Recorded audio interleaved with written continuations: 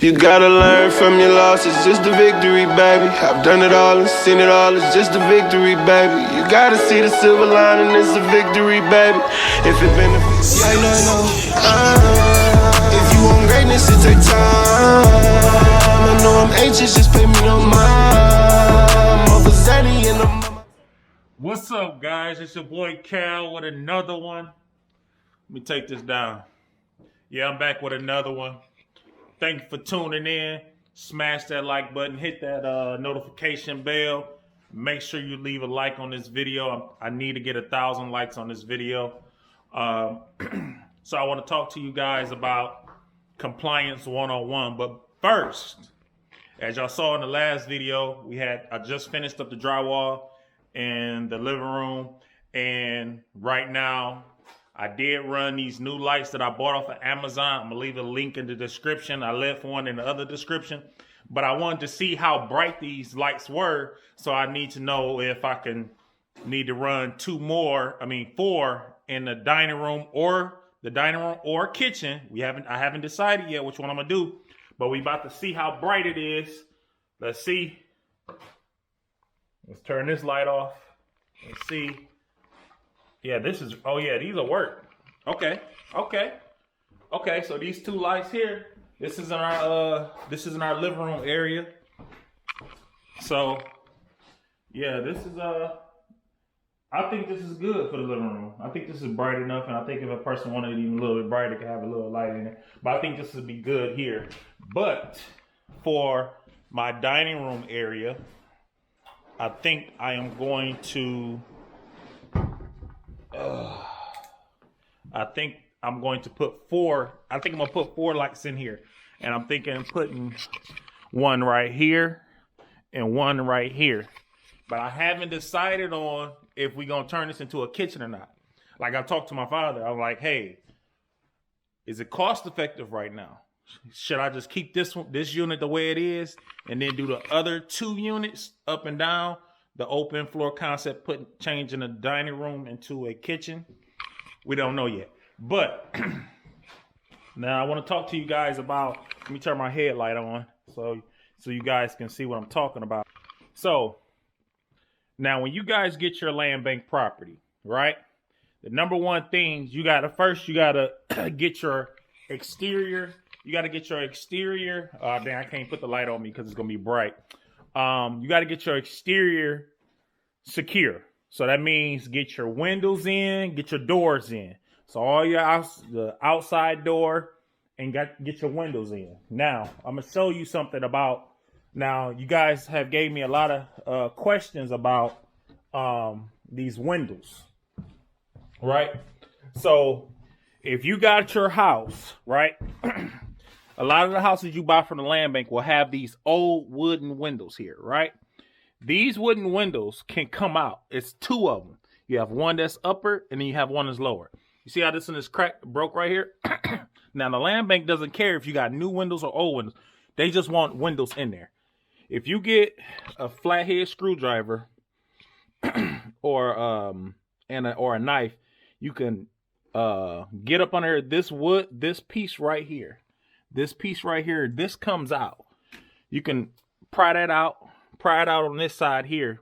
This window will come out. This will come out here. You do the same thing. This little bar here, that will come out. You pry this out. This will come out here. You got to use a knife, use a blade, cut it. You can even look up on YouTube how to uninstall a wooden window, right? Try not to break the frame. You need the frame. And then you will take it to a glass repair place. It's one you sign up for my consultation. I'll tell you where it's at a month, and I'll tell you about a whole bunch of other stuff too, right? Where to go to get the good stuff, right? So these type of windows, if you still got the frame part, the top and bottom, this glass will cost you about $15 just to get this repaired. Instead of you going and spend $120, if you're on a budget just trying to achieve compliance, this right here save you a lot of money. So you literally can get these 2 done. That's $30, basically, almost. That glass is replaced here. This is my bathroom here. this is going to be interesting. I'm going to have to break this back up. So it's going to be fun, right? Yeah. All right. So like here, I'm in my kitchen area here. Now I'm going to be putting new windows in, but because to achieve compliance, I fixed the glass. Now this glass here was fine. It just was open, right? So I'll show you here. This was a glass I got repaired here. You see here? You see the new if you see that here, that you could tell that's new glue. They cut it out and they put the new glue there and seal it. This window was replaced here. You get what I'm saying?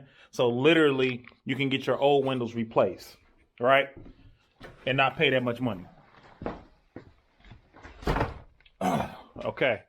So that's the biggest thing. You get your windows and doors in, you're done. Now, the next thing, you get your BC building safety. The building safety department needs to come out to do your inspection. Right now, for a single family home, that inspection is running $300. You can pay for it online, and then you can call the number and schedule your appointment. Simple. And all they're doing is coming there to look at everything. That's it. They don't care if it's done or not done. It's just an inspector. He's coming out. He's really just a person to come look at it, right? He ain't doing nothing special. He's not doing nothing special. He's just coming and looking. He's going to send you an email. You send it to the land bank, right?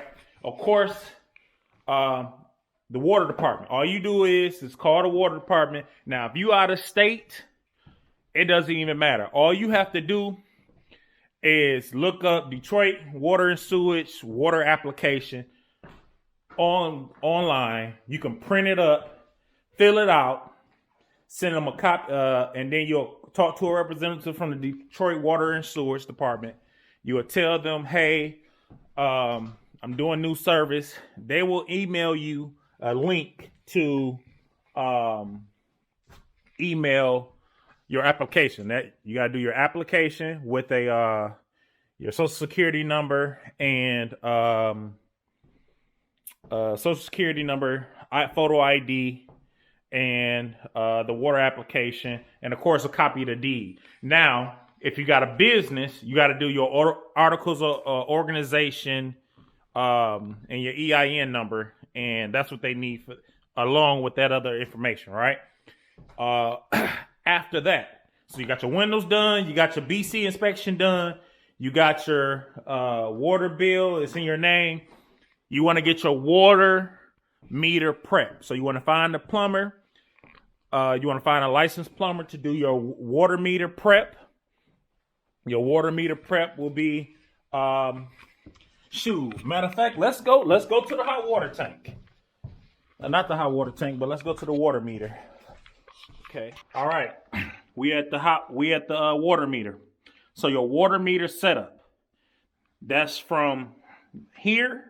From this pipe from the ground up to here, and over. So over, and it can stop right here. That's all you need. You do not need anything else over there. You just need this prep from here all the way down to there. Your licensed plumber is not, this is the water meter. The water company is going to provide your water meter, but your licensed plumber is going to have a pipe from here to there. It's just going to be a blank pipe. And when a water technician come there, they're going to uninstall that pipe and put their water meter there. So that's all you need. And the reason why this pipe looks so new is because I had a brand new water line installed here. Now, this is a 1-inch pipe here. The pipe at your regular residential house will be like, it'll be smaller than that. This is a 1-inch pipe. So you might have a 1/2-inch pipe, I think. It might be, it'd be a 1/2-inch pipe, if I'm not mistaken. If I'm wrong, you can just put it in the comments. But it'd be a smaller pipe than this. Since I have an apartment building, this is a bigger pipe for more pressure, right? So this is your water meter setup here. So you from floor. So most of your homes is gonna be cut right here because people steal it for the copper. So you have to tear up the floor. You see how the floor was tore up here. Tear up the floor. Boom. They put a connection on there. Up, over, and up. And usually this part doesn't have a connection on it. It's is off, right? Okay, and that's it. That should cost you.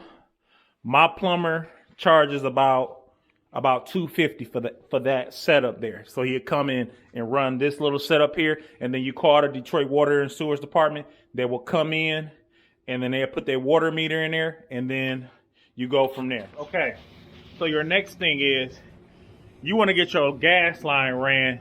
You want to get your hot water tank in as soon as possible. And the reason why you want to get your hot water tank in as soon as possible, because you get a gas hot water tank, you can get your gas service started and showing usage, and your hot water tank showing water usage. So that way you can get your gas cut on, because say if you were to do everything at one time, you still got to get a bill from the water DTE showing usage. So you get your gas service turned on, so that way you can show usage real quick. And also, get you a Ring camera. And of course, I ain't even getting sponsored by them, but get you a Ring camera. Because if somebody come in my basement, best believes I'm pulling up, I get a text message. It tells me motion. Somebody's, you see, look at that here. You see that there? You see that? That's a ring. That's a notification. It's another one just popped up. If I keep moving, it's gonna pop up. The watch is gonna keep going off, because that's telling me somebody in my basement. So best believe I'm all about that life. You hear me? I ain't gonna even say nothing. I ain't gonna even say. I'm just pulling up. You hear me? Oh snaps! He's officer. He was in the house. I don't even know. You hear me? So definitely get one of those. You hear me? Look at them notifications. Somebody's in the basement right now. You hear me? So that's why I deal with Ring, because that you got to protect your investment. Okay, so the next thing is, after you get your hot water tank in, you got to get a furnace in. I do the furnace last. I don't never go off for what they do. You got to get your bathroom done. So a lot of y'all bathrooms is gonna look like this. No subfloor. When you tear out everything, you're gonna get you some. You got to remodel the bathroom. All you need is a functioning toilet and sink. You don't even need the tub. You just need a toilet and a sink. And you put the drywall up and everything like that, so it look like, it's got to be usable, right? And that's it. That's all they care. They want a functioning toilet and sink. I keep telling y'all, toilet and sink, that work. That's it. Then you come to your kitchen. All you need to put here is a sink, countertop with cabinets. So just get you your 2 cabinets. Then you get the whole little set. You get the 2 unfinished cabinets with the what's the name? Matter of fact, I'm about to go in the other apartment and show you. I don't even know if he up there. Let me see here. You know what? I'll put a picture of one in the description, but you can get a little pre-made. You know what? Sign up for my consultation. The link is gonna be in the description, or you go to my Instagram page at Hero Squad _PM, and that the link will be in my description, and I'll tell you exactly what you can get. The little setup will cost you about, I think, like $500. That's about it, and then you can get your little kitchen setup. Of course, put your drywall up and everything like this, but you just need a functioning sink in your kitchen with the cabinets and the countertop. That's it. You ain't got to go do all the rest of the stuff. Just we want to get compliant. And then just get you a mini refrige and a microwave. That's it for the kitchen. Functioning kitchen, functioning bathroom. You clearing everything off your list. Once you clear this stuff off your list, once you clear that stuff off your list, they are going to ask you, they're going to need a bill. Then I say after that, work on your furnace, right? Long as your furnace, depending on how you do it, you just need at least have it installed and hooked up. It don't have to be completely finished, but at least need to turn on and blow hot air to where it need to go. Meaning that I didn't have my cold air return hooked up, but I had all the hot part hooked up, right? So I was able to do that. Now, if you have a two family flat or higher, you only got to get 1 unit done, which I got the upstairs unit. All this stuff that I just told you, I got that stuff done, right? So let me turn my light off. Yeah, so I got that stuff done upstairs. So that was it. Now, the other thing is that you have to have your porch. So be mindful. If you don't have the money, like at least $5,000 just to spend on like one thing or whatever, like your porches. So if it's just you and you just starting out, don't go buy the biggest house. Start small. I'm just being honest with you. Start small, because the taller the house, the bigger the house, the more money it's going to cost. So also look at the back porches. If you got back porches with doors, those doors cannot be sealed up. I mean, they can't be like covered up. So you got to put doors there. Now, if you put a door back there on the back porch and the porch is not accessible, safe to get up, they're going to say that needs to be done before you achieve compliance. So you have to keep that in mind if you tear out a porch that could have been salvaged. Long as it looks, like it's salvageable, you know what I'm saying? And if you plan on tearing it up afterwards, do that. But wait till you achieve compliance, because if a lot of the houses have a back door that has a porch area and it looks a little bit rough, but it still can be usable, and if you take a picture of it, it looks good and you can get away with it, you know what I'm saying? Keep that until you achieve compliance, then you can do everything. You just want to get the land bank off your back. So the quicker you get them off your back, two things. Say if you decide to do this land bank thing and it's not working out, you're like, hey, I just can't do it. But guess what? You're like, hey, I think I want to sell it. You will be able to sell it because the land bank you have achieved compliance and the land bank has released a lien. So some people ask me, once you buy a land bank house, do you have to have it for a certain amount of time before you can sell it? Short answer, no. You can sell it.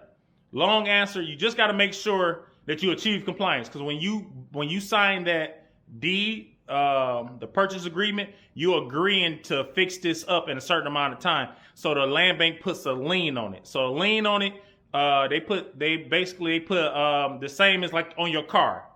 Like if you got a car note, you can't just sell the car because you got a car note. You know what I'm saying? That other person has, the agreement was for you to pay that money. The land bank's agreement is, hey, you got to fix this house up or fix these particular things on the house before we release the interest.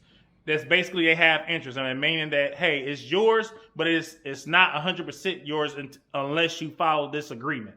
That's it, right? So if you run into a situation like, hey, I got to liquidate my assets, you can go ahead and say, well, hey, I did achieve compliance. You got your, because they're going to give you a deed without their name on it. It had your name on it. You'll get a letter and a certificate saying you achieved compliance.